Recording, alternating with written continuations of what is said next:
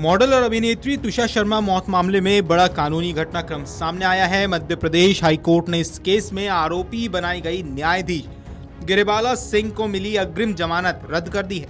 High court के इस फैसले को मामले की जांच और न्यायिक प्रक्रिया के लिहाज से अहम माना जा रहा है। अदालत के फैसले के बाद अब मामले में जांच एजेंसियों की कार्रवाई और तेज होने की संभावना जताई जा रही है। जबलपुर स्थित मध्य प्रदेश हाईकोर्ट में बुधवार को हुई सुनवाई के दौरान अवकाशकालीन न्यायाधीश देव नारायण मिश्रा की अदालत ने मामले पर सुनवाई की। सुनवाई के दौरान कोर्ट ने केस से जुड़े तथ्यों, आरोपों और उपलब्ध परिस्थितियों पर विचार किया। इसके बाद अदालत ने स्पष्ट कहा कि मामले की गंभीरता और आरोपों की प्रकृति को देखते हुए भोपाल की सत्र अदालत द्वारा 15 मई 2026 को दी गई अग्रिम जमानत को बरकरार नहीं रखा जा सकता। कोर्ट ने अपने आदेश में कहा कि दहेज प्रताड़ना और अन्य गंभीर आरोपों से जुड़े इस मामले में पूर्व न्यायाधीश गिरिबाला सिंह को मिली अग्रिम जमानत निरस्त की जाती है। इसके साथ ही अदालत ने उन याचिकाओं को स्वीकार किया है जिनमें गिरिबाला सिंह की जमानत रद्द करने की मांग की गई थी। हाईकोर्ट के इस फैसले को तुषार शर्मा परिवार की ओर से बड़ी राहत के तौर पर देखा जा रहा है। परिवार की तरफ से पैरवी कर रहे वरिष्ठ अधिवक्ता अनुराग श्रीवास्तव ने फैसले का स्वागत करते हुए कहा कि आखिरकार इस मामले में न्याय की दिशा में एक महत्वपूर्ण कदम उठाया गया है।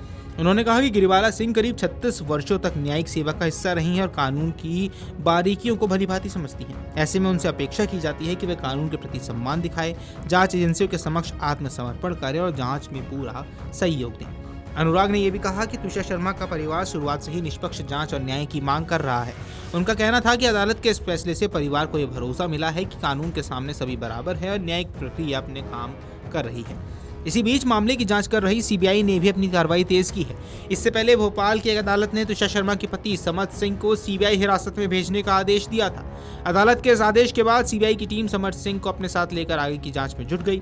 सूत्रों की माने तो हिरासत में ले जाने के बाद सीबीआई की टीम समर्थ सिंह को भोपाल के कटारा हिल स्थित गिरिबाला सिंह के निवास पर लेकर पहुंची।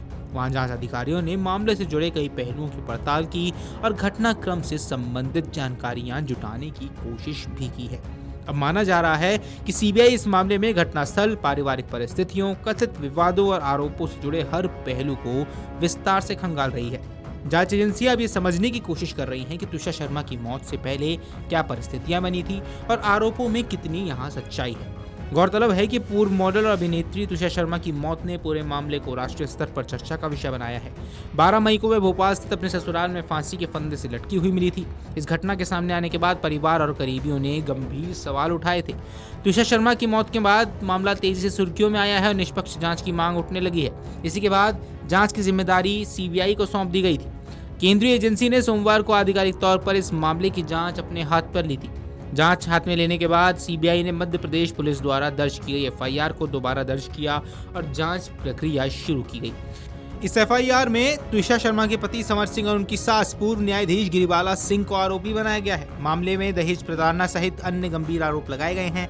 हालांकि जांच एजेंसी सभी आरोपों की स्वतंत्र रूप से जांच कर रही है और आधिकारिक तौर पर अंतिम निष्कर्ष सामने आना बाकी है। Video desk अमरुजाला.com।